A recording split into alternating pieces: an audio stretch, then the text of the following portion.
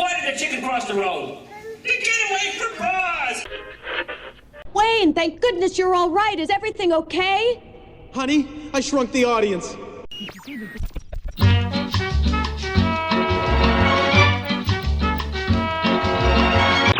While we do our final systems check, please make sure your seatbelts are buckled and tray tables are in their upright and locked positions. You ready to make some history? I'm ready already. Let's go! I'll decide when we're ready to go! We're ready to go. WDW Radio, your information station. Hello, my friend, and welcome to the WDW Radio Show, your Walt Disney World information station. I am your host, Lou Mongello, and this is show number 598, and I'm here once again not only to help you have the best possible Disney vacation experience when you go to the parks, but I also want to bring you some of that Disney magic wherever you are with the podcast, my live video broadcast on Facebook every Wednesday, videos, blog, books, audio tours, and more.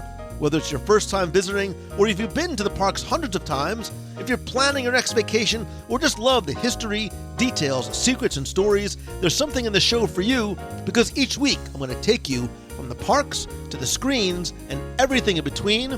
If you're a new listener, thank you and welcome. Please go back and check out some or all the past episodes for interviews, top 10s, reviews, and more. You can subscribe to the podcast in Apple Podcasts and find everything else at WDWRadio.com. So while it's always exciting when new attractions open in the Disney parks, sometimes classic and beloved attractions need to make way for the future. But we, as fans, remember and miss these attractions, and so do the Imagineers, who often will place tributes and even relics throughout the parks.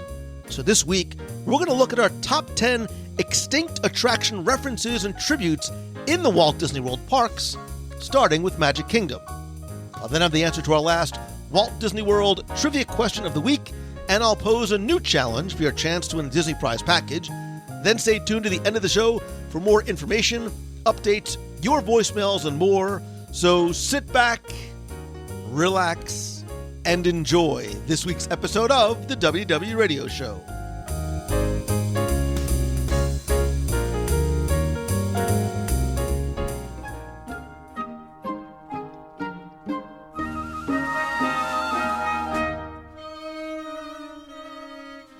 Disneyland will never be completed.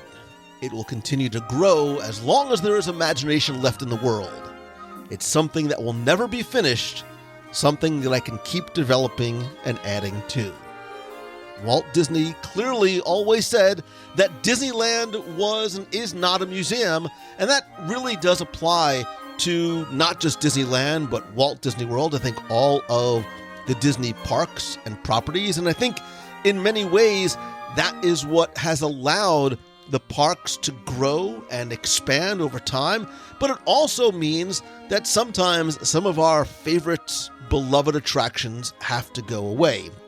Actually, we've talked about this many times in the past on the show, and on the WDW Radio blog, we actually talked about this idea of a Walt Disney World Museum. We called it the Florida Project, and sort of ideated what this permanent multi-story exhibit would be. I'll put a link in the show notes to where you can read it. But even if, hypothetically speaking, Walt Disney World was a museum, keep in mind that even museums change their displays and exhibitions and content every so often as well. But all that is lost is not forgotten. In fact, it's often remembered and even missed by those who've experienced it and those who created it, which is why the brilliant and creative minds at Walt Disney Imagineering will often insert tributes and sometimes even relics of former attractions into the parks when new attractions are created and others replaced. But there are so many and so many good ones throughout the Walt Disney World theme parks that there's no possible way we could tackle it all in one segment and on one show. So we're going to break it down park by park, starting this week, starting at the beginning in the Magic Kingdom. And so this week, we're going to look at our top 10-ish extinct attraction references and tributes in Magic Kingdom in Walt Disney World. And joining me is a man who, like extinct attractions, are sometimes lost, literally and figuratively, but can never be forgotten. He is Tim Foster from Guide to the Magic, Celebrations Magazine, and the brand spanking new-ish Celebrations Disney podcast. Thanks. I'm trying to wrap my head around that introduction. I'm lost. I'm extinct. No, you're not extinct. You're sometimes lost. Not yet. Both on the show and in a life. famous Jedi wizard. Oh, he's not extinct. But there is no way we could ever forget about Timmy. Timmy, we've been doing this a long, long time, my friend. And we have. And we've never, we've sort of touched on some of these references and tributes. But before we get into the list, right? Like, are you like, and I know the answer to this, but for those listening, are you like me in terms of being a nostalgic, and when you visit the parks, you think back to the early times? Like, when was your first time visiting, and sort of when you go now, do you think back to those early visits and how things have changed? Yes. Well, my very first visit, wee little Timmy Foster, was there in 1971. Other than me thinking we had to literally climb out of the Haunted Mansion and down the tree that was up front, because that's what it said on my long plain vinyl record of the Haunted Mansion. Thankfully, that you had to climb out of a tree? Yeah. Well, the story was you climbed, the tree wow, we're going off on a tangent right away. This is great. When you come out of the attic and go down the tree, that was in the Haunted Mansion record we've talked about a few times, and in my little mind, I thought we literally were going to have to do that while we're waiting in line. I'm looking at the Haunted Mansion. There's a tree. I say to my dad, "You see that tree there?" "Yeah." "Well, we're going to have to climb down there." "What?" "It said on my record." That's how Your poor parents. Now, 1993 was when I really started going. And yes, because one of the first day was at Epcot. I've told the story a million times, but heading over as the sun was setting from the Magic Kingdom on the monorail. It's October. Nobody's there. The music's coming out of the bushes. Everything's lit up. Everything's relatively new still. And yeah, that's when Horizons, the original version of Imagination, even World of Motion, all those attractions, that is very much my first memory of Epcot, and think of them every time I go, and how much I miss them. But I am a great fan of progress, like a certain wise man was, Walt Disney. And, it's tough. We talked about the saying goodbye to old friends, but there is always the promise of something new, and that's always the most exciting part. But that doesn't mean we miss the attractions that have gone away. Is there one that you miss? Is there an attraction specifically that you miss most and wish was still in Walt Disney World, whether it be Magic Kingdom specific or otherwise? Well, Magic Kingdom, let's see. So I guess let's distinguish from earlier versions of attractions that are still there, like Imagination or the TTA. And I'm talking about the version I know, not the original version, because I confess my version I love wasn't the original version, so it's kind of hollow when I say they should never change it. They should always keep it the same. Well, they already changed it by the time I got to it. Magic Kingdom is a good question. You can say Stitch's Great Escape. It's fine. Like this is a judgment-free zone. You know what? I will say Extraterrestrial Encounter, and I will say the Timekeeper. So you got me in a Tomorrowland mood now. So yeah, I have to say Extraterrestrial Alien Encounter is a huge surprise to me, knowing you as well as I do, and that you take the chicken exit on Mickey's Philhar Magic. Yep. But that's fine. That's fine. Yep. No, I thought, well, that whole theater, whatever is in that building, which I'm actually going to talk about later, but I do miss all of that. Trying to think what else. Mickey's to Donald Duck's boat. I miss Donald Duck's boat so much. Yeah, it's clearly a thrill a minute when you go to the parks with Tim Foster. Come on, kids, we're going to Donald's boat. But do you know?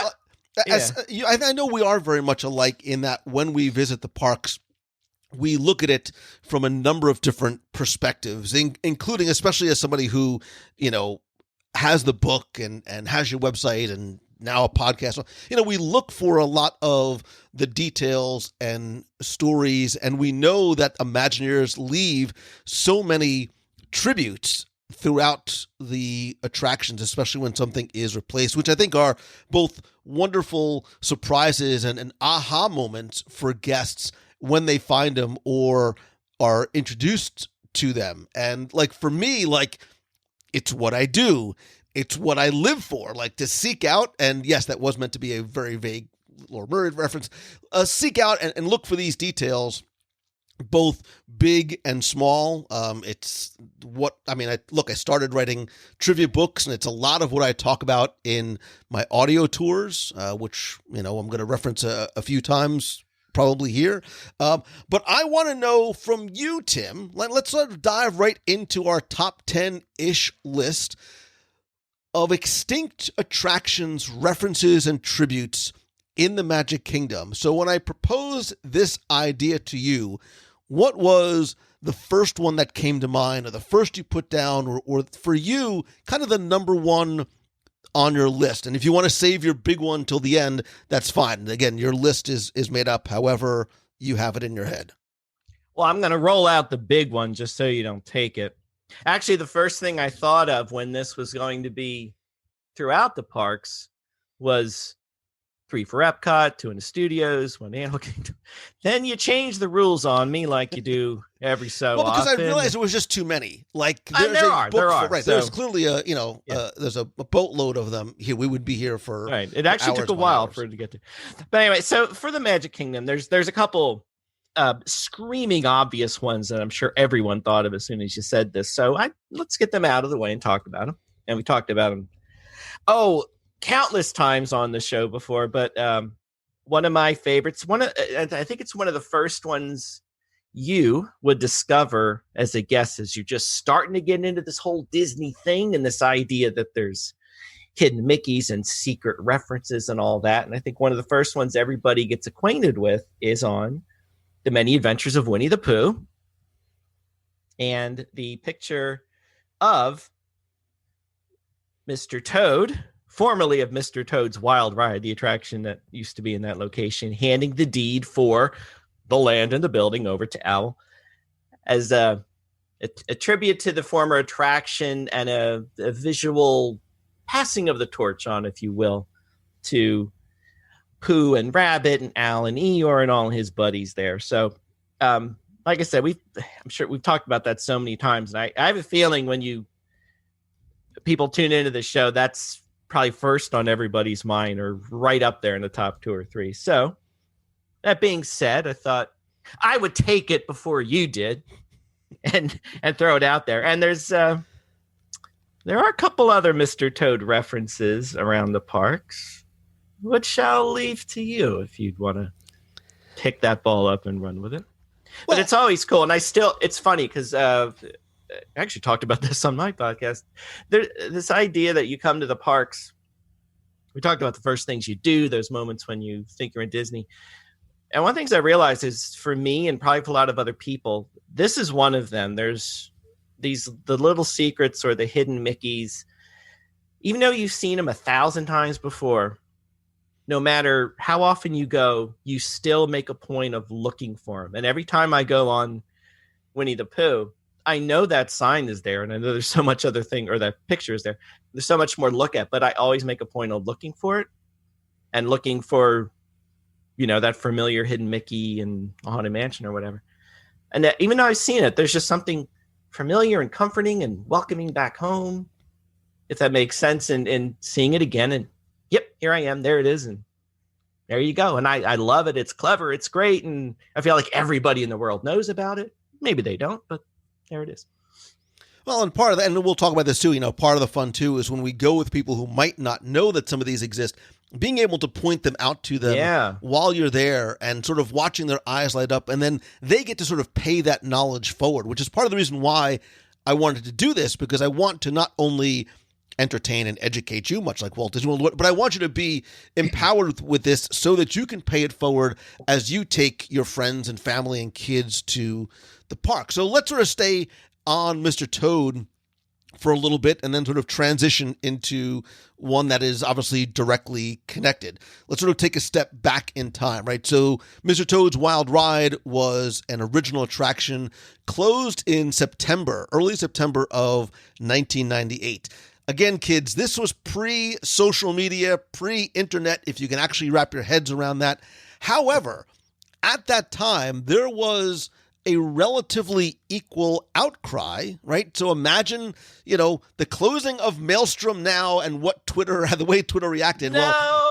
Well, much more of a micro version of that actually took place in 1998. There were actually toad-ins, like there were sit-ins outside of the attraction because they were so upset that the attraction was closing. So there was this sort of grassroots website right after they announced that they were going to be closing it and replacing it with a rumored Winnie the Pooh and Friends attraction. So like 1,000 letters were sent to Disney, and all these fans in green shirts quietly, quote unquote, protested by sitting out in front of the queue. And they only had about a week's notice before it closed on Labor Day. But fortunately, like I said at the beginning, not just the fans, but Disney gets it, right? The Imagineers get it too. And they wanted to give us not one, but multiple somewhat hidden homages to him, not just in this attraction, but elsewhere. So you mentioned as you're going through sort of that first room, they're a little difficult to find unless you know where to look. You have to sort of look behind you, and there you'll see a number of framed pictures both on the walls and on the floor. So you mentioned Toad handing the deed over to Owl, but there's actually two other ones that you really have to sort of try and look out for. There's Moley, who's sort of tipping his hat to Pooh, who's standing at the entrance to his tree. And there's another one that's really, really hard to find. It's Owl, and he's wearing a straw hat, and he has a handlebar mustache. That's a tribute to Winky from Mr. Toad's Wild Ride. Now, you heard me just say things like Moley and Winky. Yeah, like what? This is part of the reason why the attraction closed, right? It's not because Mr. Toad's Wild Ride took, these poor unsuspecting guests on a trip that actually literally brought you into hell and then out into the Florida heat, which you felt love just like saying that. I do. Went to hell. But the characters from Wind in the Willows are obviously not as recognizable, as popular, certainly not as marketable as those from Winnie the Pooh. So it's a lot easier to sell Pooh, Tigger, and Eeyore plush than it is to sell Mac Badger, Moley, and Winky. Like, those are probably not, although today if you did it, the people would go clamoring to get all of the plush. So I love the fact that both in that attraction there are the tributes, and then, as I think you mentioned, Tim, we all know about the Mr. Toad that stands in the graveyard of the Haunted Mansion, in sort of the pet cemetery on the way out. And if you look very carefully, the Mr. Toad statue that's there is actually based on a Big Fig. Remember the Big Fig figures that they sold years ago?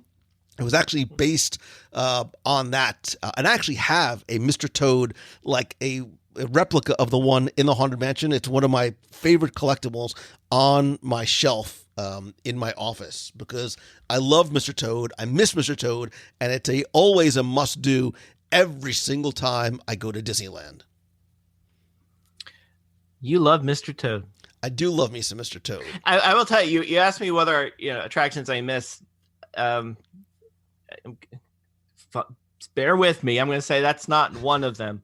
Not because of how I felt about it. I came in at the tail end of when it was really around. So I didn't get much Mr. Toad experience. So, but I totally understand like why everybody. Now, I don't know if I would have had a sit-in for Mr. Toad if I loved it, but that passion about loving attractions and hating to see them go as if they were old friends, that I do get, because there's so many that I do still miss to this day that you mentioned earlier, but yeah, I get it. But yeah, I love my Winnie the Pooh, so Did you know, bonus fact, Timmy Foster? Yes. Did you know that Mr. Toad's Wild Ride, unlike really any other attraction, certainly until maybe, I mean, you could sort of say Space Mountain because the two different tracks, one is a little bit, the Omega track is a little bit longer than the Alpha track, but Mr. Toad's Wild Ride actually had not one, but two different and distinct tracks, and thus two different adventures, depending on what side of the queue you chose. At one point, there was a fork in the queue. And if you chose left or right, you actually had the two slightly different adventures. And I think it's still the first, possibly the only time in Disney park history that it happened, and it happened for Mr. Toad. Well, there you go. And I didn't know. So I don't know which side I took. I remember going to hell. But yeah, that is very cool. That's one of the things I wish I would have experienced more. But when we go to Disneyland together, we're going to ride Mr. Toad. All right. Now, does it have two versions, or is it just? It's a single track. Single. Yep. Well, I'll tell you what. We can go on it twice, and you can give some in-ride narration, and then you can switch it up and annoy everybody around us. Like, we're in hell. Thank you. I think. I'm just watching out for everybody, but it'll enhance the experience. So, I don't know where I'm going. Did that count as mine, or is that just piggybacking? I don't know. Well, you did throw the other. I threw you a softball with the Pet Cemetery reference, which was an easy one. Well, you know what? So I'm going to. Well, I'm just going to. These are very, as much as they're like those other references you saw. I actually don't remember seeing those. I have to check them out. But these I feel like are, when you mention this, these are right up there as ones a lot of people know about. So, but now we're going to dig into the fun. All right, so I'm going to connect the dots, right? So for me, a lot of these connect the dots, and I'm going to lead right into my first-ish one, because we're talking about the many adventures of Winnie the Pooh in terms of its tribute to Mr. Toad's Wild Ride. And I want to stay at the many adventures of Winnie the Pooh, not just because Pooh and I share that same fluffy figure and shop at the same short and fat guy stores, but because I love the attraction, and I love the sort of multi-step story that ties the many adventures to Winnie the Pooh to the attraction that I wish most was still in Magic Kingdom in Walt Disney World. Tim, go with me here. Follow along. Connect the dots. I'm hanging on. In front of the many adventures of Winnie the Pooh, at the start of the queue, is the tree, right? The large tree, which, if you are a small child or a small adult like myself, you can actually walk inside and see it's Mr. Sanders' tree.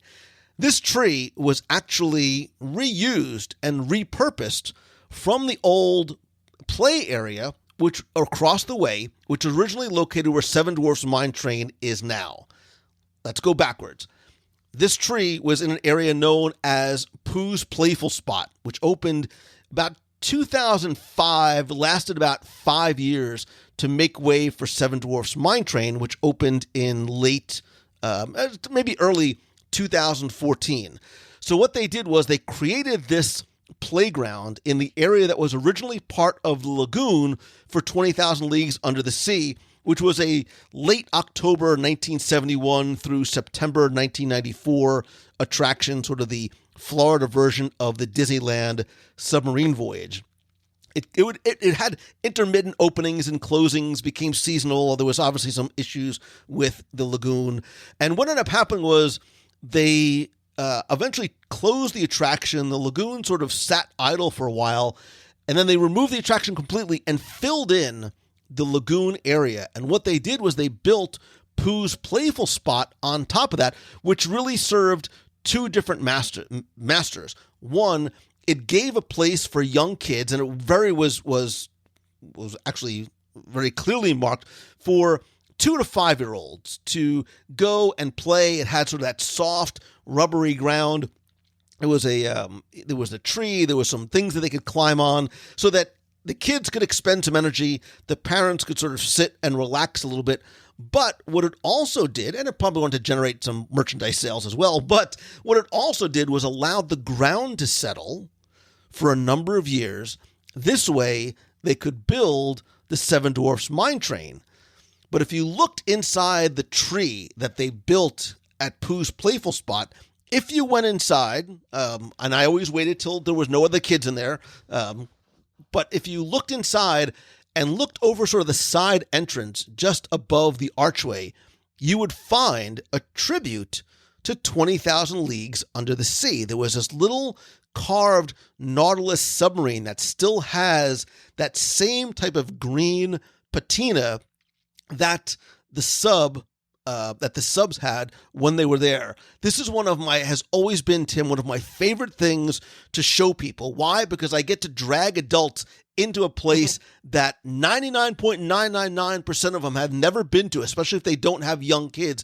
But you make them sort of get down low, get into the tree, and then look around, and they try and figure out something. And oftentimes they can't find it. But when you point it out to them, there is that wide-eyed aha moment, which I love, especially for those guests that have had occasion and remember riding to 20,000 Leagues Under the Sea subs like I did. And by the way, I admit it all the time, I totally believed that they went underwater. You mean 20,000 leagues under? Under the sea, obviously. Right. Of course Correct. they did. Just like the hydrolators went all the way down miles to Sea Base Alpha. Sure. Do you remember the story of the woman that tried to sue Disney because she said that she had like her ears popped and she got the bends from going? Well, yeah, that. And by the way, if you've never seen the 1954 live action movie of the same name, please fire up your Disney Plus and watch an amazing James Mason in 20,000 Leagues Under the Sea. Oh, come on. Do your James Mason. No, please. You know you want to. And Pete Renaday actually did a wonderful narration of Captain Nemo on the attraction itself. Good job. And just so you know, we're going to revisit 20,000 Leagues again in this segment. Well, you think because, I was going to piggyback to another 20,000 Leagues reference. There's actually quite a few.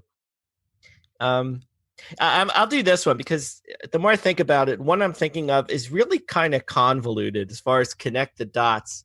I think there's a lot of dots to connect. I also feel like I'm making 2/3 of them up. But we'll save that one for later. But the one I'll go to, this is a quick one, but likewise in that location, along with the Seven Dwarfs Mine Train, new Fantasyland came, expanding all of Fantasyland back into that whole area. And one of the other main attractions back there, and one of my favorite attractions in all the Magic Kingdom, is the Journey of the Little Mermaid under the sea, which I always get confused with Voyage of the Little Mermaid. But here's my trick, Lou. You ready? Go ahead. J for Journey, G for Magic Kingdom. There. Mnemonics. Wait, what? You just connected the letter G with the letter J, and that's how I'm supposed to remember? J. No, I get him. Pardon, we're going way off the rails here. Because you have Voyage of the Little Mermaid in Hollywood Studios, and I'm always a little petrified I'm going to get them mixed up and call one the wrong thing. And have you ever been to Walt Disney World? This is not this is Journey of the Little Mermaid. So I came up with that little. All right, let me get back to what I'm talking about. Please. Sorry about that. Anyway, as you approach Journey of the Little Mermaid, and you're walking around, heading to the queue around the shipwreck portion in front of the attraction, there's all kinds of rocks, and as you might expect, there's lots of hidden secrets amongst the rocks. Plenty of hidden Mickeys. A really cool, you have to look at it from a certain angle, hidden Mickey. But also in there, much like in the tree at Many Adventures of Winnie the Pooh, and I too, like you, Lou, when it was Pooh's playful spot and across the walkway, I would wander inside. Again, make sure I was alone, and look for that submarine, because I always loved that too, and I thought that was really cool. I have a few very blurry pictures of it, which is great. But you take, when you leave the tree and all these people are staring at you, it's a Disney. You're fine. It's okay. But it was a fun playground too, I have to admit. But anyway, similar to that, over at Journey of the Little Mermaid, you will also find another carving of the Nautilus in the rocks, and the same idea. So as much of a relevant tribute as it was for Winnie the Pooh, because that Little Mermaid is also in the spot where 20,000 Leagues was, the lagoon and everything else. So, another reference to 20,000 Leagues, not too far away. And as you mentioned, there's quite a few and other attractions too, which we'll get to. But that one was next on my list. So again, I love the continuing connecting of the dots, because the Under the Sea Journey of the Little Mermaid has not one, not two, but multiple connections to 20,000 Leagues Under the Sea. Not just because it was built on the space where that giant lagoon that took us to Atlantis and Volcania and mermaids and volcanoes and the giant squids were, but because you can find some of those things now in Walt Disney World. So I mentioned first the squid. If you go across from the Under the Sea Journey of the Little Mermaid attraction, there's the H. Goff Cartography Shop, which is currently a DVC sales center. Obviously, we know H. Goff is Harper Goff, the right. Disney artist who designed the Nautilus submarine for the 20,000 Leagues Under the Sea film. But if you look above that sales center sort of booth shop area, there's a weather vane in the shape of a giant squid. Ooh. Right? I dig it. Did you notice that there wasn't... So 20,000 Leagues obviously included mermaids, which is the connection to Journey of the Little Mermaid. So there's both mermaids. There's also like the Winnie the Pooh tree, there's also a hidden outline of the Nautilus submarine in the rockwork in the queue, as well as a few hidden Mickeys, of the Journey of the Little Mermaid attraction. So as you're walking through, you can find it's a much larger scale. It's sort of sitting at the half submerged into one of the little pools of water. I'll try and post a picture in the show notes, but you'll find it's got almost that same patina and that large sort of eye-shaped porthole on the side in the actual queue itself.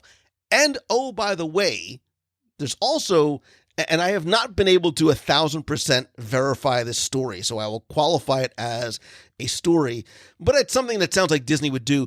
When they closed 20,000 Leagues Under the Sea, as Disney sometimes want to do, Disney and cast members bottled up some of the water from the lagoon and kept it.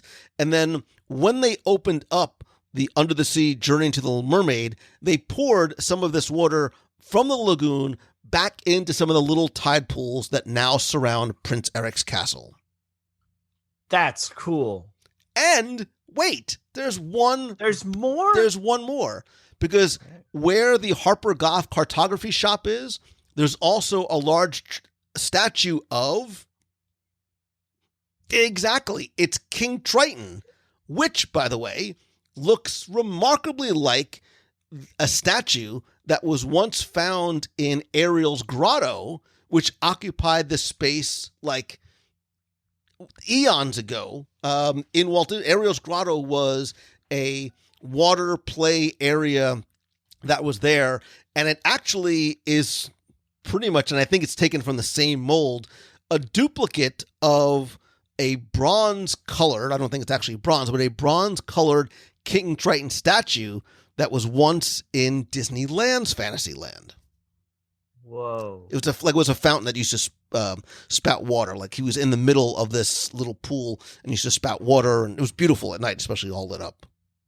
When you say whatever phrase you use, suspiciously similar, as in the same one, or I think it's taken from the same mold. I think it's just taken from the same mold. The Triton's Garden, King Triton's Garden in Disneyland, I know had a bronze colored one that had a fountain that came out of his trident, but I don't know if it's the exact same statue or probably just cast from the same mold, because the one in Walt Disney World obviously is not a fountain. Interesting. Very cool.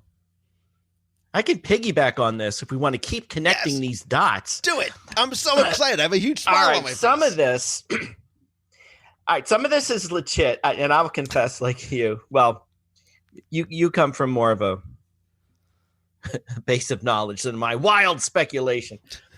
Some of this may clearly be connect the dots and go with me here, and I have no idea if I'm making connections that aren't really there. But let's start at its simplest. So another reference to 20,000 Leagues Under the Sea can be found in all places. Space Mountain. No. Which, huh? No. Yes.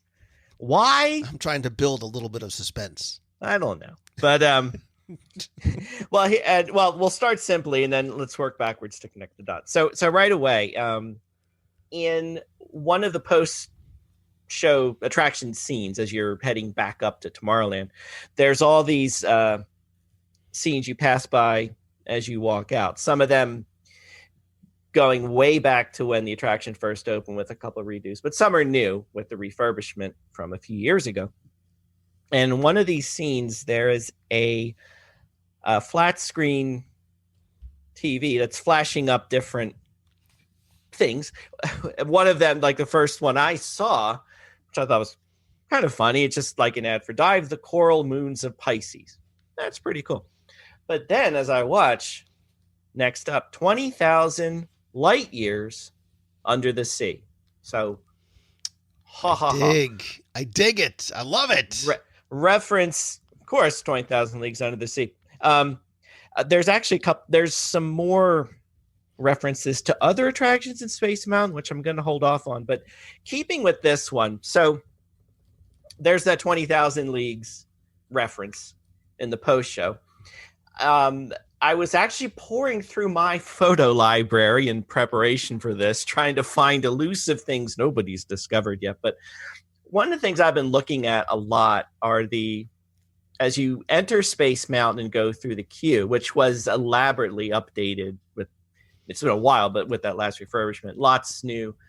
There's interactive games and new screens, viewports, and all sorts of things. One of the things that's in there is several of them, lots of star maps, if you will, of different sectors of the galaxy. And one of them, and I'm trying to, this is where I might be connecting the dots in my own head and it might not be real, but I feel there's something to this.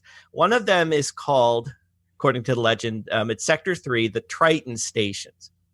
And these are actually the moons of, let me get my planet right, the moons of Uranus is what they are, including Miranda, whatever they are. One of the moons is Ariel. So you go, interesting. And Triton, of course, being King Triton. Although I was kind of looking it up. The Triton's a moon of Neptune, I think, not of Uranus, and the mythologically the moons are named after Shakespearean characters, whatever. But so I'm trying to connect the dots though between forget the Shakespeare, forget the solar system, forget all that stuff. There's Ariel in Space Mountain, who has an attraction where 20,000 Leagues used to be. And if you get to the end of Space Mountain, you'll find that tribute to 20,000 Leagues on one of the view screens. So there, I'm wildly connecting dots. I have no idea if they actually have anything to do with each other at all, or I'm just making this up in my own head. But it works for me, and I'm sticking with it. Well, I appreciate the honesty. Look, the effort's there. It's like seeing Mickey Mouse and the stars up in the sky when you just. But I think as Disney fans, we want to see some of those things, right? We really want to see some of those. Well, it's funny because I was researching all of this really hard to try and find a wow, and it sort of connects, and maybe it does. I just haven't looked at it enough, but have fun, and maybe somebody knows that actually is a literal connection, and I should know better, or who knows, or I just made it up. So, but the screen is really there, though. Whether it means anything, we'll leave it up to you to decide. I did forget and not even think about the additional 20,000 Leagues Under the Sea reference there, so I dig that a lot. That's real, though. That one's real. So. Well, you got one right. So the rest, we'll see. But actually, I was trying to think of why. And again, there's other Space Mountain references I'm sure we're going to get to, but why? Like, you can understand why Winnie the Pooh and Journey of the Little Mermaid, you'd have references there, being that's where the 20,000 Leagues used to be. As far as Space Mountain goes, it's kind of far flung from there. I was actually trying to get in my head, knowing there is a 20,000 Leagues Under the Sea reference, but why it's Space Mountain, which doesn't have anything to do with that section of the park. And then I found the star map, and there you go. So. Yeah, we can almost sort of dissect. There's a lot of things in that queue, including some of the early portions where you walk down the stairs on some of the boards. Right. That are some pretty neat details. So yeah, that's a whole other. I'm going to try and go with one that I know to be true, Tim Foster. Thank you. Bring us back to I'm going to bring us back reality. to potential reality and two beloved current and former attractions, and the connection between Seven Dwarfs Mine Train. Is that a gasp because you're so excited, or a gasp because I'm going to take this? No, because that was next on my list. But go for it. If you want me, you know what, Tim? Instead of going there. I won't do that to you. I will go, you know what? I'll save that one for you. I want to give you the full gravitas of your delivery. You're probably going to take my, you can do it. I'm sure you can do it more justice. So, no, you do another one. I'll come back to this. And then you can fill in the blanks. So. All right, I'll do a different one, and then you can do Seven Dwarfs Mine Train. There we go. How's that? Instead, actually, Tim, I'm going to connect the dots for you, because the attraction that I'm going to talk about is going to directly, at least it better, connect you to Seven Dwarfs Mine Train. Ready? Jungle Cruise. Yeah. Here we go. All right, let's go. We are going to stay in Fantasyland, and we're going over to the Princess Fairy Tale Hall, which, as I'm sure, is a favorite of yours, because who doesn't love to go and meet Anna and Elsa, as well as some of the other wonderful Disney princesses. Before this attraction opened in 2013, this location was occupied by the aforementioned Snow White's Scary Adventures, and there are actually multiple references and tributes, and yes, even a few relics to that attraction in Princess Fairy Tale Hall today. Even before you walk in, as you stare at the gorgeous, very regal, which, by the way, happens to match the new colors of the castle, just saying, the purples and the blues of the exterior of Princess Fairy Tale Hall, you'll notice that there are these columns as you first walk in that are topped with crowns. They sort of deck the tops of those posts. Those actually were not created for Fairy Tale Hall, but those were actually part of the entrance to Snow White's Scary Adventures. Now, if you go back to the opening of Walt Disney World, the idea was that you were in this sort of medieval type fair, and many of the fanciful exteriors and tents were to make you think that you were within the castle keep, and there was this fair going on, and those crowns were on the tops of poles. They almost also kind of looked like they were like jousting lances, which you'll find in other locations in Fantasyland, but they had these blue columns with these gold crowns, and then they were repurposed and made a little bit more opulent in terms of the columns for Princess Fairy Tale Hall's exterior. Now, and actually, when you go inside, you'll see crowns, obviously, through chandeliers and a lot of the other little decorative elements.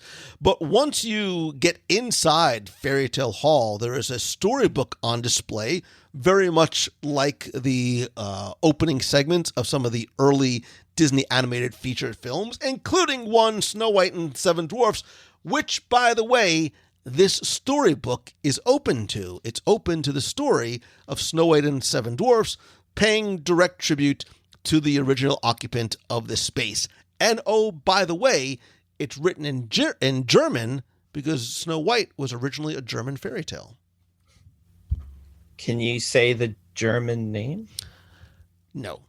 I have a tough enough time with English, let alone... Well, that's true. That's true. Yeah. That's fantastic. And wow. Hey, Lou, guess what? I can think of another attraction that has reference to Snow White Scary Adventures. This would be the Seven Dwarfs Mine Train. And I'm aware of two, and you may know of more. So this is where you can fill in my blanks. This also gets into a little bit, I'm sure these were tributes, but sometimes, so later on in my list, I have a few that I'm not sure if they're so much tributes as they are repurposing of unused assets or something like that. But I'll go for the tributes. It makes a nicer story. So if, unlike me, you're riding Snow White or a Seven Dwarfs Mine Train and you're heading up the peak to go back down, if you have your eyes open, unlike myself, because I'm already bracing myself for what's to come, but you may notice a pair of vultures sitting on top of the crane, the jib of the crane, which are very ominous and scary and creepy and all of that, but they were actually from the figures from Snow White's Scary Adventures. So they got, I think when they were building the attraction and putting the final touches on, the Imagineers got them and added them into the attraction at some point as a tribute to Snow White's Scary Adventures, which was the namesake of Seven Dwarfs, of course, and all that, but a tribute to the former attraction. And similarly, and again, I think this might be more of they were repurposing assets more than a formal tribute, but nonetheless, and by this time, my eyes are open when you get to the cottage of the dwarfs, and you can peer inside as your mine train slows for ever few brief moments. You can look inside. You can see Snow White and the dwarves dancing around inside. And there's that witch on the outside, but we don't have to worry about her right now. But some of the figures were newly fabricated for the attraction, but some were from Snow White's Scary Adventures, which, if my math is correct, would be like Grumpy, Doc, Bashful, Sleepy, and Happy. Those dwarves that you see in there were actually the same figures that were in Snow White's Scary Adventures. So a tribute to the attraction that came before, and very fun to see and to point out to people who don't know it. I know the vultures was very much talked about when the attraction was about to open. Disney had it on their blog that they put them in there, and which was a nice touch that we all thought was very, very cool. Nowadays, people might not be aware of that, especially if you haven't been to the park or you're new to the park and that sort of thing. But that's fun to point out to people that, hey, those vultures, they used to be across the way, and they were just as scary there as they are here. So I love this one so much because it is so relatively obscure, right? Because you're not necessarily focusing on the vultures, and you might not remember them from their placement in the original attraction, and that they also appeared in the film. They were in the Snow White and the Seven Dwarfs film, so they're directly connected to the original 1937 animated feature, especially after the spoiler alert, after the queen starts to fall to her death because of the lightning strike. But did you know that these vultures actually make a cameo appearance in another Disney animated film? No. Yes, Tim Foster. If you look, and I wish I could connect this dot, but Wreck-It Ralph. These vultures, or at least ones that look a lot like them, actually make a brief appearance in, wait for it, in Melody Time. Get out of here. You get out of here. So the 1948 film Melody Time, there's a very short segment of these vultures that are circling these travelers in the deserts. And boy, oh boy, they sure look a lot like the same vultures from, now granted, they're probably not the same because the original vultures were in Germany. These are in the United States, but I have a feeling that they are somehow related, at least in the animators' references in terms of, and there's actually, you can find vultures in a lot of Disney films. You can find it in Fantasia. I thought you were going Jungle Book, actually. Fantasia 2000. Yeah. So there you go. There's my vultures. The Liverpudlian vultures in Jungle Book. They're my favorites. There you go. So, okay, so I don't know that I actually could necessarily connect the vultures, but I will keep us in Fantasyland. I will keep us in Fantasyland just so you don't have to walk too far. And more importantly, I'm also going to bring you inside the air conditioning. Oh, thank you. And Tim, it's an attraction that you can enjoy. Oh. Because it's Mickey's PhilharMagic. I love Mickey's PhilharMagic. And you don't have to you can even take the chicken exit to Mickey's PhilharMagic because you don't have to even go into the actual show to find references and tributes to the attraction that originally occupied this theater. Oh, Mickey Mouse Review, how I remember and love you so. Oh, yes. It was an opening day e-ticket. That's how good it was. It was an e-ticket. It later became a D-ticket attraction. And we'll talk about what eventually happened to Mickey Mouse Review. And it had this wonderful short film that showed how color and sound was used in Disney animated features in this wonderful pre-show, and showed a lot of different Mickeys in his various roles throughout the year. But the main attraction was this audio animatronic Mickey Mouse and this orchestra of not one, not two, not three, but 60, count them, 60 different Disney characters rising up from the stage, playing and singing different tunes like Whistle While You Work. See, I'm connecting you back to Snow White. Hi-ho, there was Three Little Pigs, Alice in Wonderland, The Three Caballeros, Fairy Godmother, Brer Fox, Brer Bear, Brer Rabbit were singing Zippity-Doo-Dah more than 2 decades before Splash Mountain would open. I love this attraction. It ran until late fall 1980 before it moved to, yes, Tokyo Disneyland.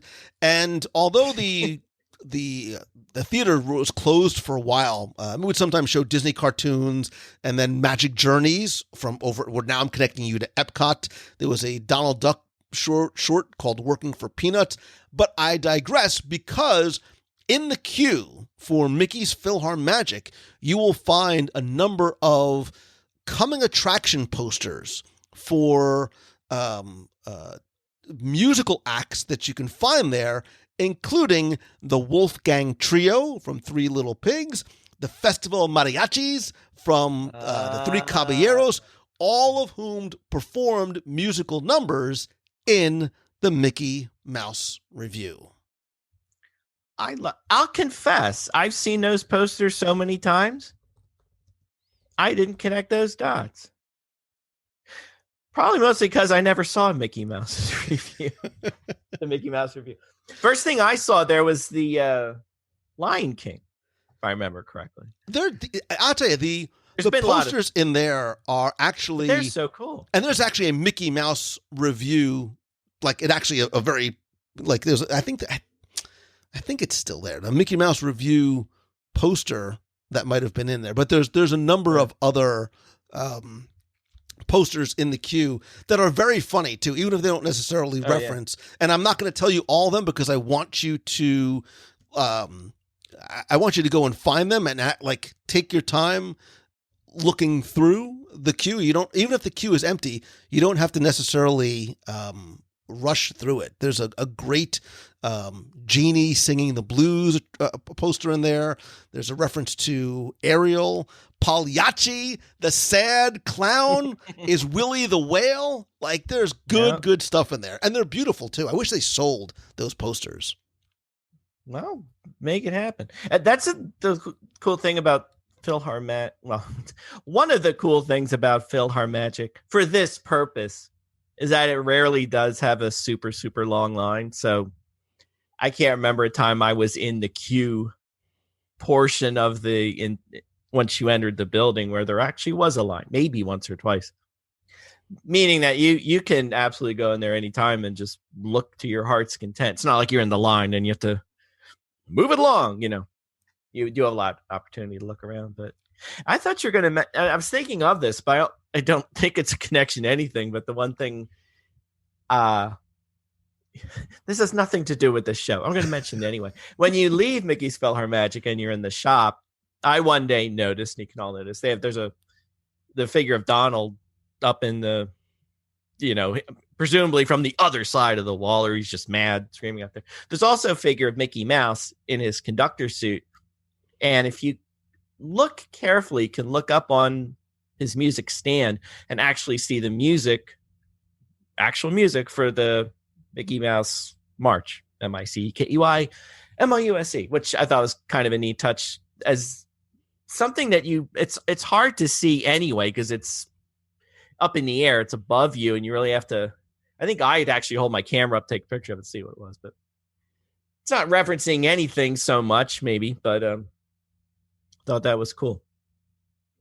Boy, that was a journey to nowhere. Sorry about that. So, let's see. That's going to be the title of your autobiography, A Journey to Nowhere with Tim Foster. I like that. I like that. I'm going to get that URL. I was going to say, I'm going to beat you to getting that domain name.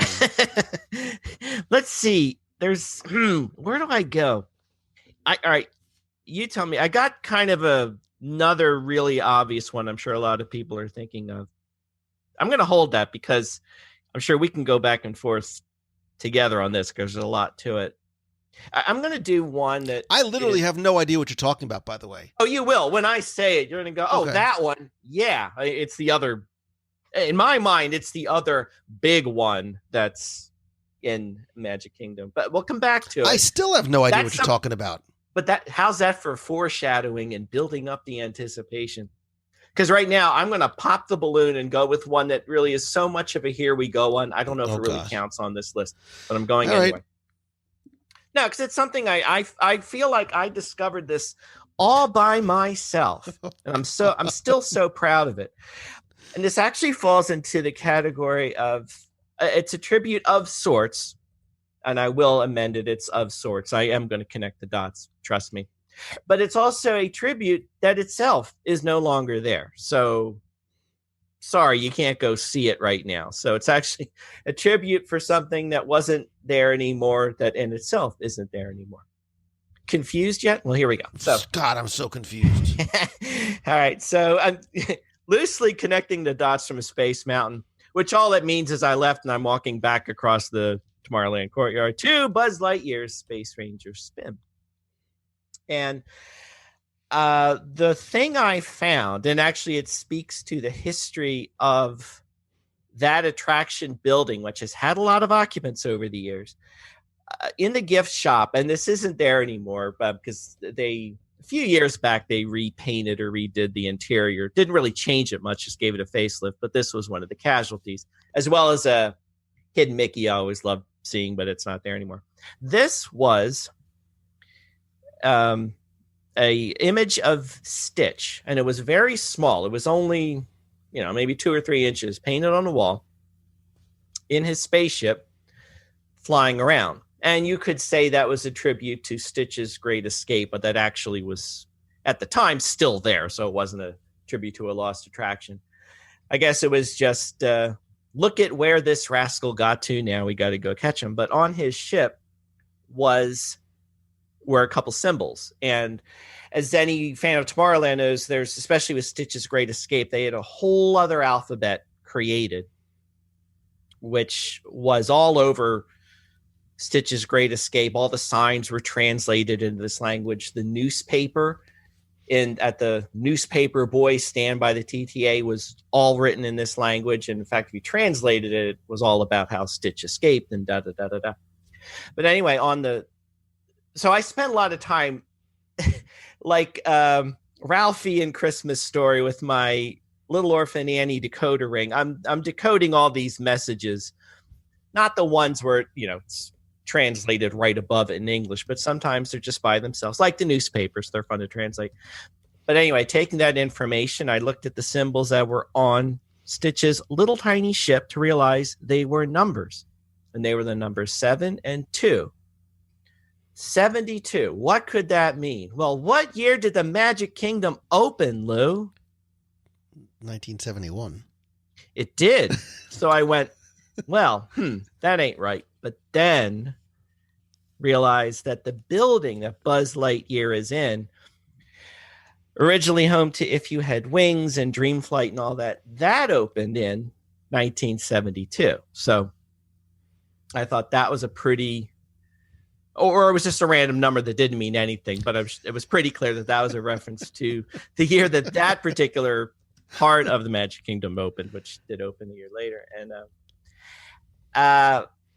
so you can call it, I think it's a reference to, and there's so many of these too, year references to when parks opened and things like that.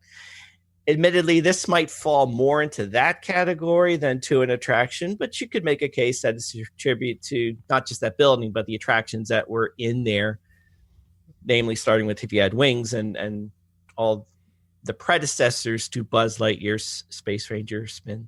So a tribute of sorts to attractions that came before. I dig, and I'm going to continue connecting the dots. Here we go. See? Because you want to talk about, listen, here's where you get bang for your buck, kids, because it doesn't cost you anything to listen, so you're going to get what you pay for. But this is the obscura of obscura, and I almost didn't mention it because it's so obscure. How obscure is it? It's so obscure. I want you to stay with me on Buzz Lightyear's Space Ranger spin. I am both tall enough to ride it, and it is not scary for you, because inside Buzz Lightyear's Space Ranger spin, there's a lot of it that really hasn't been changed very much since the original iteration of If You Had Wings, including the track layout and some of the large and small elements inside. So remember, If You Had Wings and the attractions that came after it, Take Flight and Delta Dream Flight, were meant to explain and explore the history of air travel. And then when Easter Airlines was a sponsor, you could see all these exotic destinations that you could go to. And believe it or not, Timmy Foster, you didn't exit into a gift shop. You exited into a travel agency as part of their deal with Disney. So if you wanted to book a magical vacation to one of these magical destinations that you saw in the attraction, you can go and do it. However, if you remember, there was that sort of speed tunnel that you went through that had these like sort of sped up scenes of you skiing and water skiing. Well, that tunnel is obviously still there. That speed tunnel is still there, but now you've got this projection, so it looks like you're, in space with Buzz's spaceship. But before you even get there, there was actually, you were sort of meant to feel like you were going into a giant turbine engine to see how jet planes were being able to be taken off. And there used to be, and there actually still is, this red flashing light that was there from the original attraction when it was there. However, one of the most obscure details you will find is not a light, it's not a tunnel, it's not a track, but it's a chicken. I kid you not. There are not one, not two, but 3 chickens in front of your in the volcano room. If you look very carefully near one of the targets, there are 3.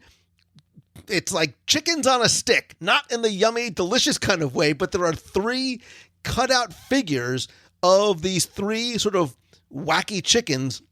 Those were actually taken from I think it's the first room in Dreamflight, which was showing you the very early history of flight sort of taking place in sort of rural America. So there was this sort of, wide open sort of farm scene. That's where those chickens came from. That's where they still remain, tying back to the theme and Dreamflight attraction. But are they worth 50,000 points apiece? They are not, Timmy Foster. But it sounds like you're challenging me to a throwdown. That's sort of what I feel is going to happen.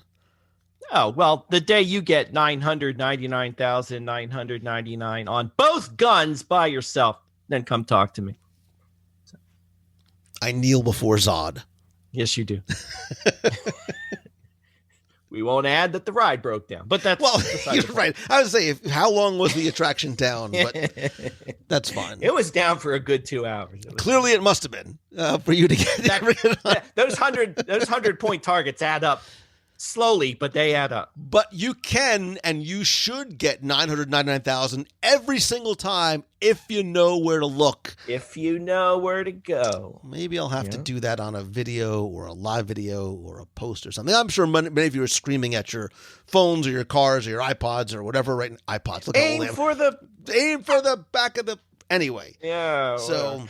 I don't know if that counts as mine or yours or just... Yes, it counts as yours. Oh, okay. We're in the same attraction, so...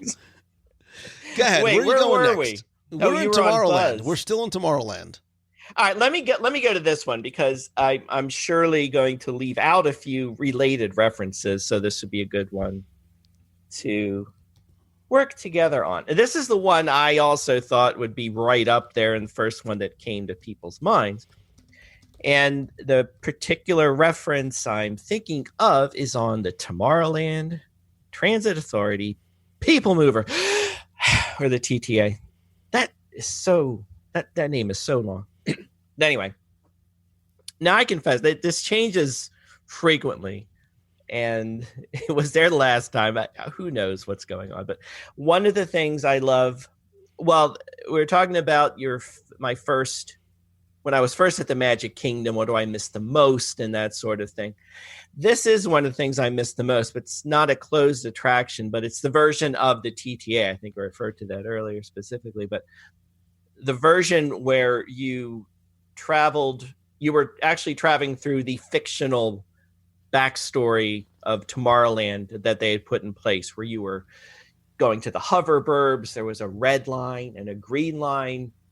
In addition to the blue line you were on the TTA, the Retro Metro Historical Society, all of these things, which were part of the backstory that was interwoven all throughout the narration of the TTA. And one of the things I remember from there was the page for Mr. Morrow, Mr. Tom Morrow, which isn't the reference I'm ultimately getting to. But that page was funny. Even if you heard it 137 times, it was still funny. But it would come and go. I think when they refurbished the TTA and put what is basically the current narration in there, which is more of a tour of real life Tomorrowland. There's Space Mountain, there's the Astro Orbiter, that kind of thing. I'm trying to remember how this went. I think that page went away, then it came back, then it went away. I believe now, and you can correct me if I'm wrong, the page goes, paging Mr. Morrow, Mr. Tom Morrow, please contact Mr. Johnson in the control tower to confirm your flight to the moon.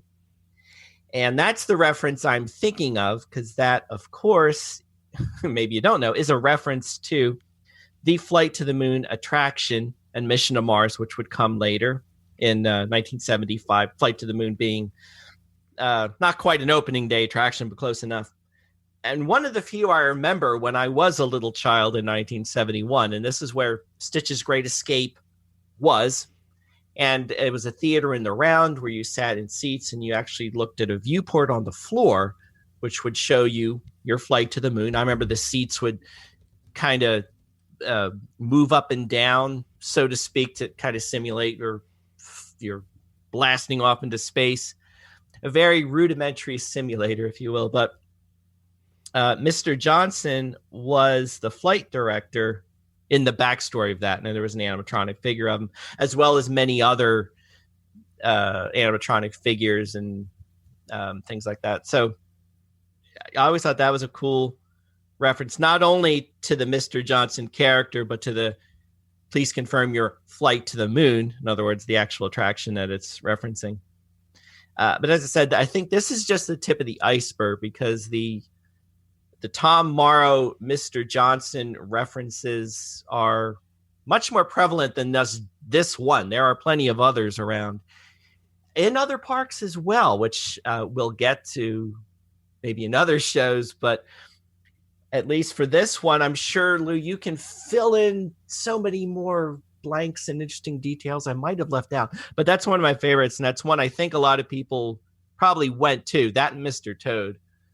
At least those are two that came to my mind right away when you mentioned this topic to me. So I'm happy that you did, and I'm somewhat surprised that you did. And you got both Mr. Morrow and Mr. Johnson from Skyview Hovercraft 1. So there you go. I like the fact the blanks we fill in. I dig. And believe it or not, this is still like meant to be a top 10. So I'm not actually talking about every single one that's here, right? Because I'll let you know where you can find some other ones and how you can find out more too. But I will stay in Tomorrowland. And Tim, I'm at a bit of a conundrum because there's a reference to a former attraction in Tomorrowland that doesn't reference an attraction in Tomorrowland. So does it go here, or does it go when we get to the other parks, does it go with the attraction itself that is referenced elsewhere? I think I'm going to do that. I think I'm going to hold off. The rule is the reference has to be in this park. All right. I dig yes, it then. The actual reference is what it's referring to is irrelevant. When actually I skipped one. So yeah, where the reference can be found. So I'm making up the rules as we go. That's fine. That's it's not even my show. It is what we do here. That's fine. So there's, I have just a couple of. Do you have any more in Tomorrowland? Well, yeah, one I thought of, and this might be one you're thinking of for that very reason. So there's a couple of that's all I got in Tomorrowland. Yeah, there's a couple of like very minor ones, and I'm going to throw in an extinct one just for giggles, and I'm going to do that right here because I feel like it. And we just talked about If You Had Wings, and this was a super subtle, like if you blinked audibly, you would miss it, and it's an extinct attraction referencing an extinct attraction. I'm talking about the Timekeeper and its connection to If You Had Wings, which was obviously an attraction that took place in that same sort of show building on that side of Avenue of the Planets. So when If You Had Wings closed, there was not this obviously same type of huge outcry as there was when Mr. Toad's Wild Ride closed. However, I think there was a lot of people like me and my dad who loved this at the time free attraction. Remember, going back to when you had A through E ticket books and you had to pay a small amount for each attraction, depending on whether it was an A, the lowest level, or E ticket, sort of the most exciting attractions. If You Had Wings was always a free attraction, but when it closed and moved on to Delta's Dream Flight and eventually Take Flight, there was another Tomorrowland attraction that paid very subtle tribute to it, I believe intentionally, and it's the Timekeeper. And it's when Timekeeper tells Jules Verne, you can't fly. If you had wings, I'd let you go. I think those 4 words, if you had wings, were very deliberate and wanted to reference the extinct If You Had Wings attraction. Very cool. It's funny. You said, if you had wings closed. And I thought you were asking me if my wings were closed. Oh, God. Sorry about that. Yeah, please. So No, it sounded fine. No, that's very cool, though. Actually, I love the Timekeeper. That one sailed over my head. So, good one. Well, good job. Rest in peace, Robin Williams. Yeah. Did you have another one, or was that? I mean, I have another, and I think technically they're both extinct. So I'm gonna lump these two together because it's super, super minor. And again, it's not visual, it's auditory. In the Tomorrowland Terrace / Noodle Station / whatever it may be called, the names change over time. It is very, very, very seasonal. But I'm basically talking about the Tomorrowland Noodle Station reference that's catty-cornered in between the Avenue of the Planets and Main Street, USA. I have always loved this restaurant. I think it has some of the best views of Magic Kingdom. Huge area, whatever. But actually, in this location, for some reason, only here, there is there's background music that I have not heard anywhere else in Tomorrowland, and it actually plays a song that is now extinct. And I know this is blasphemous to some people. It is one of my favorite extinct attraction theme songs, and dare I say, possibly even a personal, emotional, and sentimental favorite over the current version. What are you talking about, Mongello? What are you talking about, Mongello?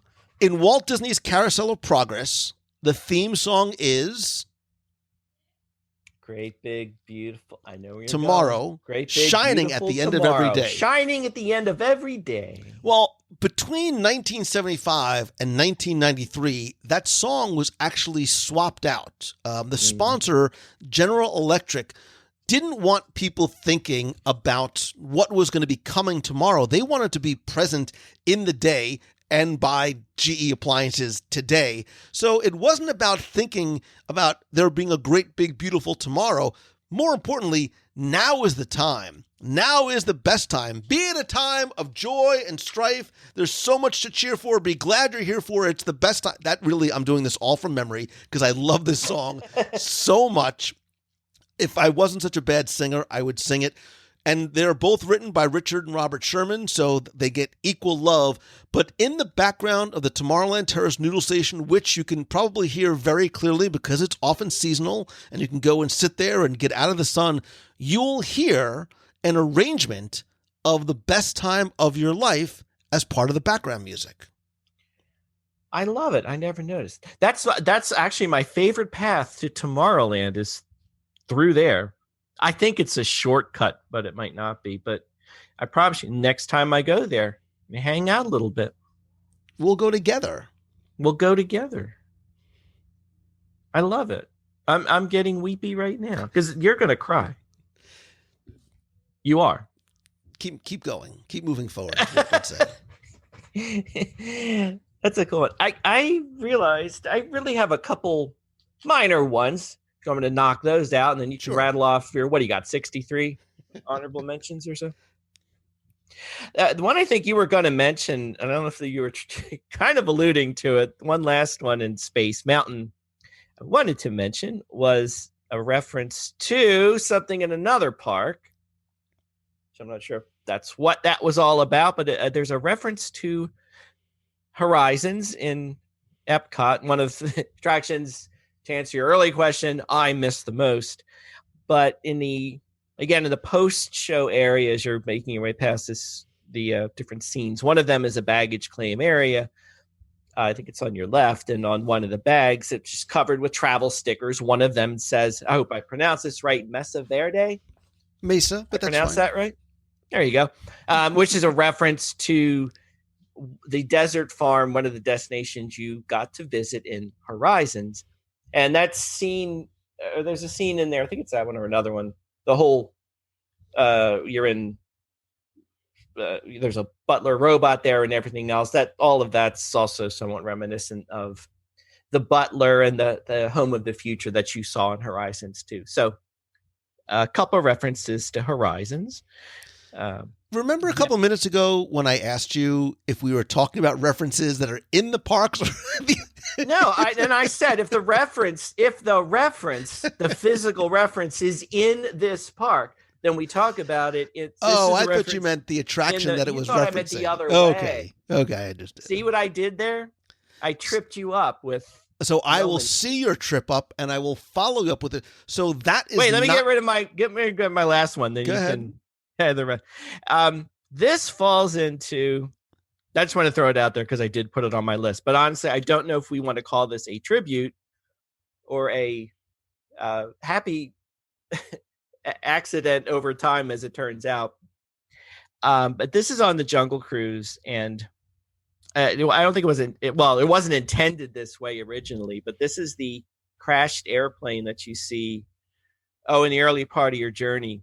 And the fun part of that story, which always was, and I like pointing this out to people, especially when this was open, again, going to another park, this is okay according to the rules that I set forth that you weren't paying attention to clearly early on. But this was a reference, not a reference, but the other part of that plane could be found in the Casablanca scene in the now closed Great Movie Rides. So it's one of those fun things I loved. I loved pointing that out to people back when you could go to the Great Movie Ride, because I also liked when we were on the Great Movie Ride saying, you see that plane? Do you remember where you saw it before? You can't do that today, obviously. And to be fair, I think we can. I can call it this now, but I don't think I would really necessarily classify this as a tribute to a closed attraction, because it was always there. And at the time, it wasn't a tribute to a closed attraction. It was just sister to a prop that was used somewhere else. But now that the Great Movie Ride is closed, and as long as people don't look in their history books, I'll call it a tribute to an attraction that's long lost and beloved. And that cleans up my whole list. So you can take it away on, I think, 127. No, 67, listen, 4, again, 3, 2, whatever you got. I realized in doing this, and which is why I decided to just break it down by park. I almost could have broken down by land, because there are so many, but there are a couple that I do believe bear mentioning. Now, I want to quickly go back to your post-show Space Mountain luggage Mesa Verde Horizons reference, because there is not just that one, but there's a second reference to an extinct attraction that's actually from Disneyland. If you look carefully, you'll find a sticker that says Space Station X1, which was an exhibit back in, I think, 1955 in Tomorrowland in Disneyland. Wow. Yes. I definitely missed that one. Didn't see that one. There you go. I almost wish that I could mention the Tomorrowland Skyway station as like the Rocket Tower Plaza restrooms reference the old Skyway station, but there really is sort of no touch point to it. And there's even some things too, and this is what I love about this, Tim, is that there's so many references, not just to attractions, but to movies like Cool Ship, I'm Looking at You, right? The Thirst Ranger spaceship from Flight of the Navigator, the Tramaxian ship from the 86 film, which I love walking by.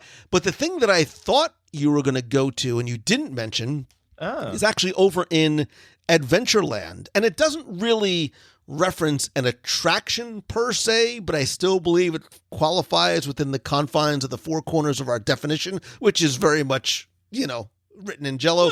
Because over at the magic carpets of Aladdin, we all know of the gold camels that spit water on unsuspecting guests. And if you see that the pavement is wet in front, bring an unsuspecting guest over and put them in front of it. A photo op.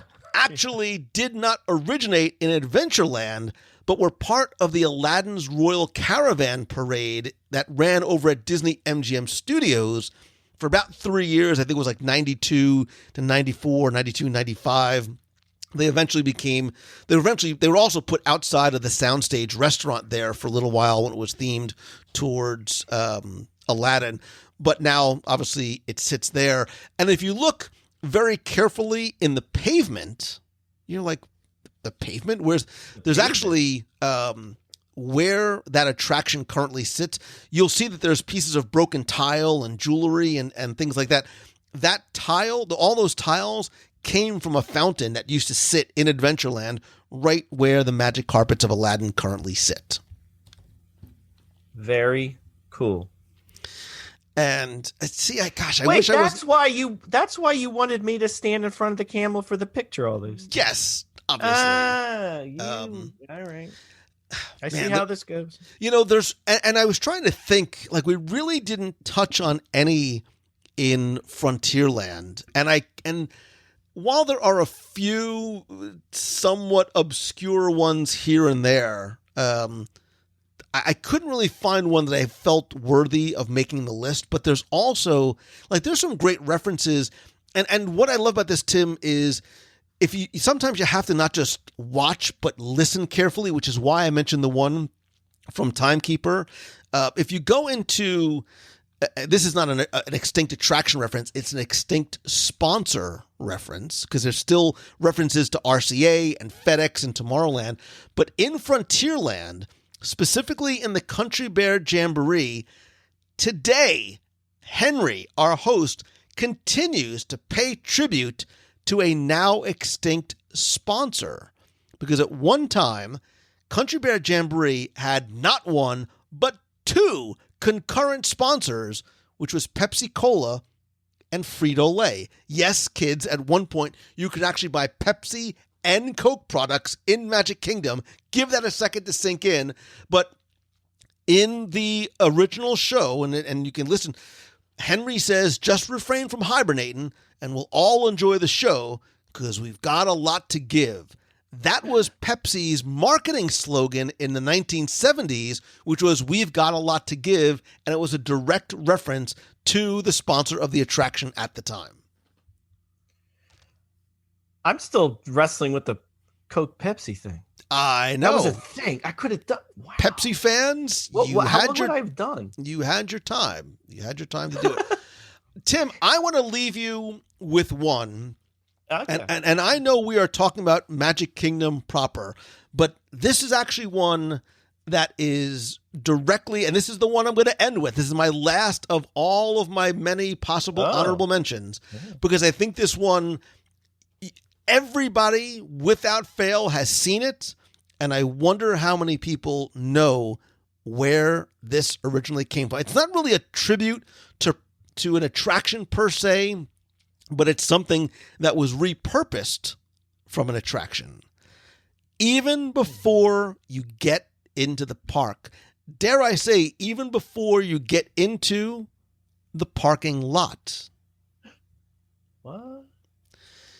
As you approach Magic Kingdom by car, you will see over the toll plaza that there is a large archway that welcomes you to Magic Kingdom. That actually was not built for Magic Kingdom and actually has not been there since opening day. That actually came from the Wonders of Life Pavilion in Epcot Center. The pavilion opened in October 1989, so it didn't open with the park. It was sponsored by MetLife initially. And when you first approached the pavilion from Epcot Center, as you sort of started to go up the wandering pathway towards that gold dome building, there was this archway that had this very 80s pinkish purplish sign that said Wonders of Life, and hanging below it had a sign saying presented by Metropolitan Life. This was there for a number of years. It was sort of meant to look as though that it was floating on columns of water. It was there for a number of years. It was then taken down, and then they remodeled it, repainted it, and installed it at the parking entrance to Magic Kingdom, obviously without the water columns. That is the coolest thing I've ever heard. So there you go. That's the kind of obscure, nonsensical trivia that you get that that I fill my mind with. So yeah, and if you remember, obviously it's not part of the entrance plaza, but do you remember behind or sort of as part of that structure, there was this very tall statue of DNA. It was called the Tower of Life. It was like this spiraling thing that went up, and it was gold and where is that it? Seemed, I have no idea where that is. Oh. That's probably been. I haven't. That's probably been destroyed somewhere. But and we'll talk more about Wonders of Life. Now it was funny because the few pictures I have of Wonders of Life, I looked real quick to see if I must have gotten them after it was done, but. No, but I was looking at the DNA molecule and I forgot. Oh man, that was so cool. So it's funny you said at the time it was, yeah. And when we get to Epcot Center, we'll talk about Wonders of Life and sure we will. The sensory funhouse and Goofy about health and the Wonder Cycles. Come on, kids, let's go to Epcot and exercise. I don't even want to exercise at home. That was But I wasn't. I was about the optical illusion, not so much the cycling. All right, one more just for giggles. You said you were done. I know, but I have This is to. what you do. All right. Because I wanted to include not just an attraction but a parade. So next time you see the wonderful Festival of Fantasy parade, don't just focus on the fire-breathing Maleficent dragon, but also take a look. Because you'll find you'll find Sebastian on the Festival of the Little Mermaid float. He was actually part of Spectrum Magic. So bit of a tribute, not really, just more of a repurposing, but I wanted to make sure I threw a parade in there too. Wonderful. I'll keep staring at the Maleficent dragon. And look, Tim, it's so cool. This was meant to be a top 10-ish, but there are so many more references and Easter eggs and tributes and homages to attractions, Imagineers, locations, movies, TV shows, individuals, both real and imagined characters. I am going to somewhat shamelessly plug here because that's part of what I wanted to include on my audio tours of Magic Kingdom, where you, not you, Tim, you, listener, and I walk somewhat hand in hand, although physically distanced. We walk through every single land of Magic Kingdom, and I take the time to point out and explain where these are, what they reference, how to find them, as well as lots of other history, details, secrets, and stories. There is I was going to say CD, but there is an audio tour of each of the lands of Magic Kingdom, as well as a snapshot in time, really, to Mickey's Toontown Fair. You can still find them for just $10 each, or you can bundle them all at a special discount at the WDW Radio store at WDWRadio.com, or you can also find them in iTunes as well. But, Tim, what I also want to know from the listener is what attraction that we talked about today, right, do you miss most from Magic Kingdom? What's maybe one of the favorite tributes that we didn't cover? Tim and I would love to hear from you. So the best way to let us know is by being part of the community and conversation at www.radio.com/community. You'll find a post about this week's show. Share, discuss it there, or you can even call the voicemail. Better yet, be heard on the air at 407-900-9391. Let me know what attraction you missed most or a favorite tribute that maybe we didn't cover. And then, when you're done doing all that, Tim Foster's got so much good stuff going on, both at Celebrations Press and GuideToTheMagic.com. So much coming soon stuff. It's exciting. But right now, at Celebrations Press, our summer issue is out, of course. That is Mickey and Minnie's Runaway Railway goodness in there, which I can't wait to get to experience myself. We're working on our fall issue, which I'll tell everybody we're going to do a lot of Halloween love for that issue because I'm going to miss Not So Scary. I'm sure all of us are. So we can look forward to that. That'll be on September. But also in September, Lou, the big news. Still so excited, but we're getting closer. Guide to the Magic for Kids for 2020-2021. All updated, all new stickers. We should be launching that in another few weeks or so, having it up for sale. So but you check out GuideToTheMagic.com to get a little taste of what's coming up. But that's what I'm super, super excited about right now. I can't wait. Like I said, we have our podcast going that you can get to if you go over to celebrationspress.com. And I don't know if it's as much fun as this show, but we try and have a lot of fun too. We just did a show about those moments when we say to ourselves, wow, I'm in Disney, and the first things we do when we get to the parks. Lots of laughs, lots of tears, lots of me looking for the chicken exit. You know how it goes, but that's what's going on. So. Good. I will link to all of that little Timmy Foster goodness in the show notes. And of course, Tim, from here, we will make our way over to Epcot Center and continue our discussion of our top 10 extinct attraction references and tributes. And again, we'd love to hear from you, your thoughts, your comments, even suggestions for other possible top 10s. Again, come to the WDW Radio community on Facebook and let us know. Timmy Foster, until we do this again. Yes. Now is the time. Just sing it. You know you want to. Everybody wants to hear it. I'll wait till next time. It's probably never, ever going to. You know what? As soon as I hit the stop button is when I'll start singing. At least James Mason. Something.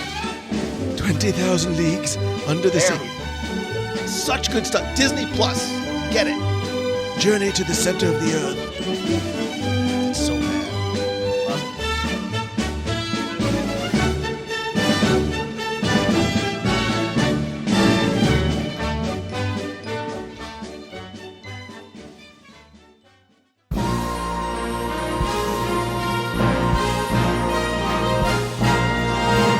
It's time for our Walt Disney World Trivia Question of the Week, where I invite you to test your knowledge of Walt Disney World's history or see how well you pay attention to the details, sometimes from what you see, hear, remember, or even taste.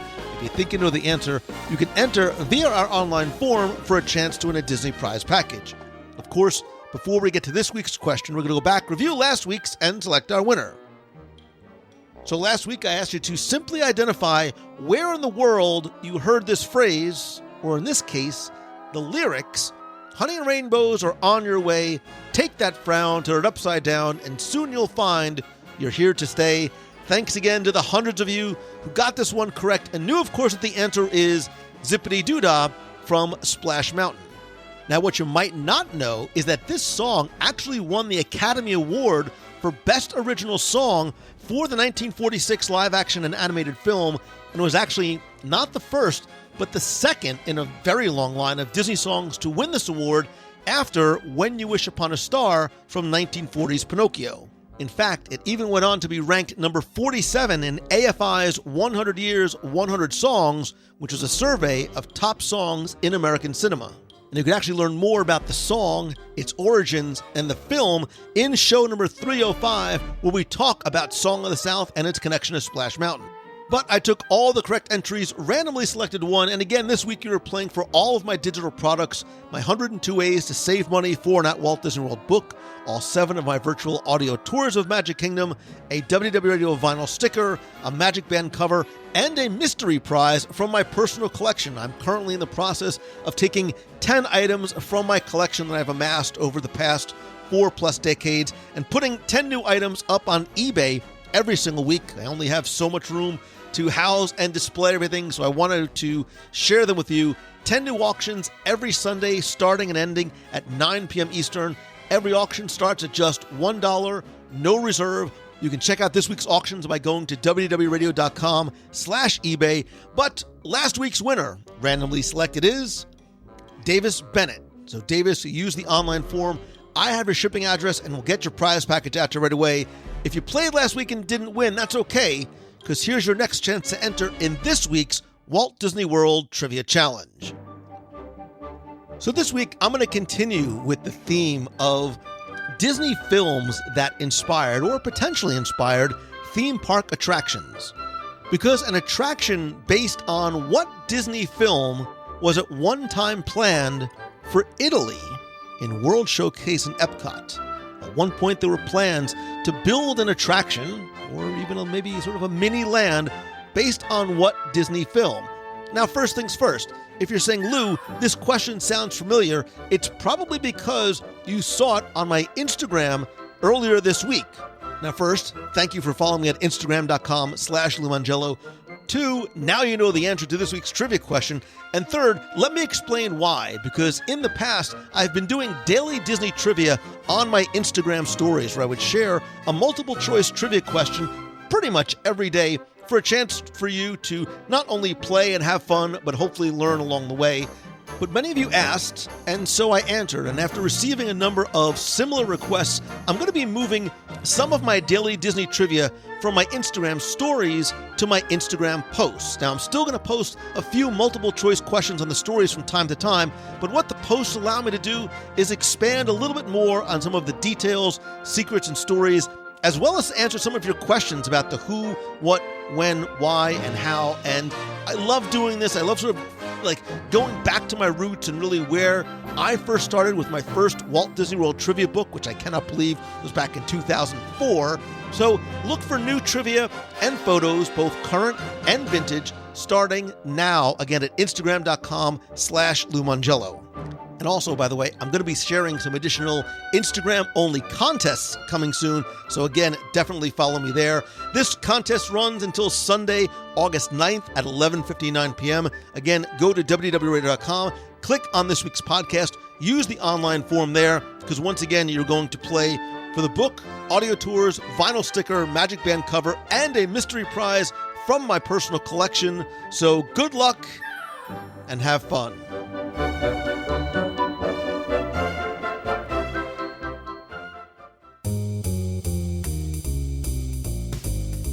That's going to do it for this week's show. Thank you so much for taking the time to tune in this and every week. I hope you had fun, learned something new, and maybe hopefully the show brought a little bit of happiness and some of that Disney magic to your day and your week. Please don't forget to be part of the community and conversation. Talk not just about this show, the podcast, but anything Disney, Marvel, and Star Wars in general. It's fun, it's free, it's completely family-friendly and drama-free, and you can come and be part of the community at WDWRadio.com/community. And speaking of community, and really it's more like family, I want to thank some of the new and longtime members of the WDW Radio Nation. I sincerely appreciate you and your love and your support and your friendship and help. And I love being able to give back to you and say thank you each and every month. I want to thank some of the new and longtime members, including Ryan Payonk, Justin Kippenberger, Chris Bernhardt, James Suarez, and Elizabeth Gransky. I want to thank and welcome you. And if you want to find out how you can not only help the show, but get exclusive rewards every month, including scavenger hunts, trivia quests, access to our private Facebook group, Magic Band covers, logo gear, t-shirts, monthly care packages from Walt Disney World, exclusive live video group calls, early access and discounts, and lots more, you can visit WDWRadio.com/support. Of course, it's completely optional, a great way for you to help show your support for the show and help the show continue. And of course, don't forget that a portion of your contributions, which can start at as little as $1 a month, do go to our Dream Team project to benefit the Make-A-Wish Foundation of America. In addition to you listening to the podcast, I would love to connect with you beyond the show. I am at Lou Mongello on Twitter, Instagram, Facebook, LinkedIn. Again, don't forget to join the WDW Radio community and like the page at facebook.com/WDW Radio. Also be sure and check out WDWRadio.com for books, audio tours, the blog, videos, our newsletter, and lots more. And if you have a question I'm going to answer on the show, you can email me, lou@WDWRadio, or call the voicemail at 407-900-9391. Of course, in this current state of things, our meets of the month are temporarily on hold. I promise they will come back, and I cannot wait to see you in real life, in person once again. However, we still do have events planned starting in 2021, hopefully even before then, including our Marvel Day at Sea cruise leaving out of Miami in January. To find out more, get a free no obligation quote, and see what else we have planned, visit our events page at www.radio.com/events. And of course, these events and cruises and adventures wouldn't be possible without our friends over at MEI and MouseFanTravel.com, who can help you plan your next vacation, not just to a Disney destination, but really anywhere on the planet. They're my recommended travel provider, because it's who I've used for 15 years, and more importantly, it's who I trust recommending to you as well. You can visit them over at MouseFanTravel.com. And as always, my friend, and you are my friend, whether we have met yet or not, all I ask is that if you like the show, please help spread the word. Let others know about it. tweet out that you're listening to this or your favorite show. Share a link on your personal profile or group or page to this or your favorite episode on Facebook. And if you can, take just 30 seconds to rate and review the show over on Apple Podcasts. Every single review is so incredibly helpful. I want to thank some recent reviewers like Christina C., who says, I needed this in my life. I haven't truly appreciated just how much joy all things Disney has brought me until the world really shut down. This podcast has really become part of my daily routine as I clean up at the end of the day. I love my family and feel fortunate to be able to be stuck at home with them, but putting on my AirPods, listening to Lou and little Timmy and Becky is my daily escape from these difficult decisions I face each day raising 2 young children. Thank you for being a calming and positive voice during a time of uncertainty and bringing the Disney magic into my home every day. Thank you, Christina. Thank you. And Shardu says, I love, in all caps, this positive show. I absolutely love the positivity, community, and joy that shines through every episode. Lou's well organized, engaging, and just plain fun to listen to. And as an Orlando native and Disney lover, I love the new things that I learn through the podcast every week. Lou, thanks for bringing love, light, and fun to us every single week. Sarah, you literally are, as the kids like to say, you're hitting me in all the feels, because everything that you said absolutely embodies what I and what you, who have helped create this community, right? I just built the clubhouse. You, Papa, that's exactly what you have happen with positivity and community and joy and happiness and love and light and fun. So Sarah, Christina, thank you so much. Again, just search for WDW Radio in Apple Podcasts or go to wdwradio.com/iTunes if you want to leave a review. And finally, I once again just want to reiterate just how much I love and appreciate you, how grateful I am to and for you. I know that your time is your most valuable commodity, and I do hope that this show and this community helps make your day happier and inspires you to be better. If there's some way that I can help you, please reach out to me. Go to LouMongello.com, find some of the ways that we can connect and possibly work together.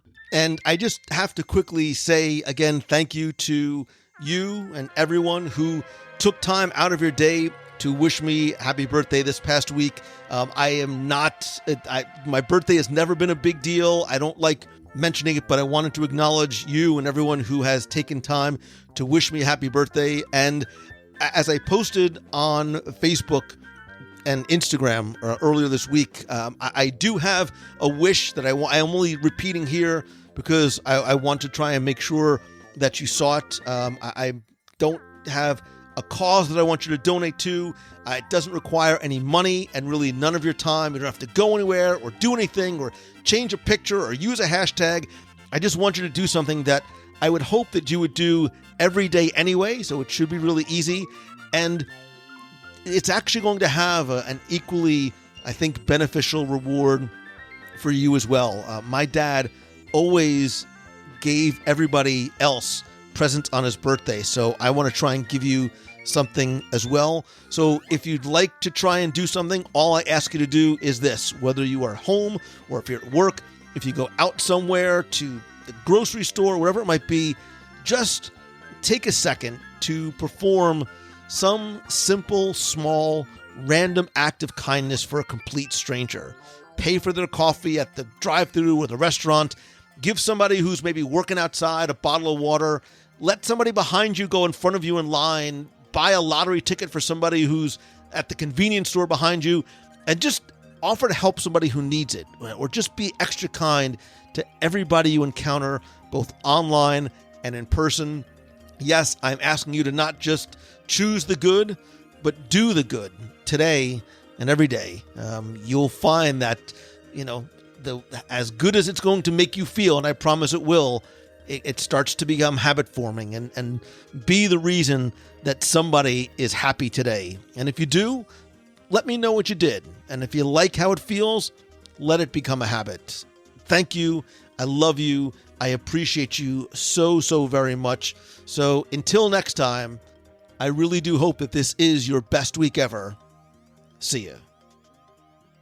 Hey, Lou, this is Dawn. I just finished up listening to episode 593 about the Disney villains, and I was so excited to hear you read my review from the Apple Podcast on the air. I'm traveling photog. And I thought, since I was calling anyway, that I would share my input on Disney, a favorite Disney villain, which I think kind of gets overlooked. But I love the Headless Horseman. And I love the whole Ichabod Crane story in Sleepy Hollow, but I really love seeing the Headless Horseman during the Halloween parade at Mickey's Not So Scary Halloween Party. So for anybody else out there who loves Headless Horseman, virtual high fives. Love the show. Can't wait to listen every week. Whoops, Lou, I got cut off. It's Dawn again, but I just wanted to say, yes, I love the show. I listen every week. It's so fun. I just started the first episode 594, the one with Walt, the part 1, and like 20 minutes in, I was already like feeling the emotion. So I hope you are enjoying being back in the parks and look forward to everything you do. Thanks. Bye.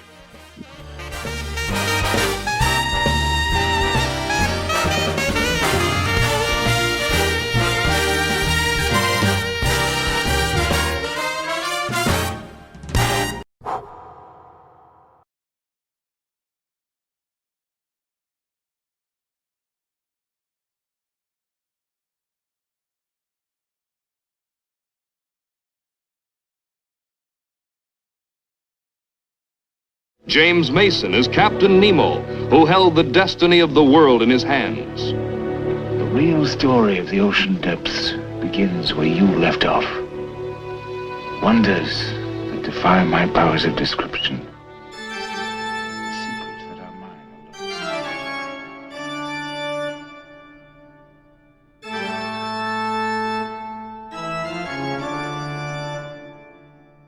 Ladies and gentlemen, we are approaching our home port. We've enjoyed having you aboard on this adventurous voyage through liquid space, our last frontier on the planet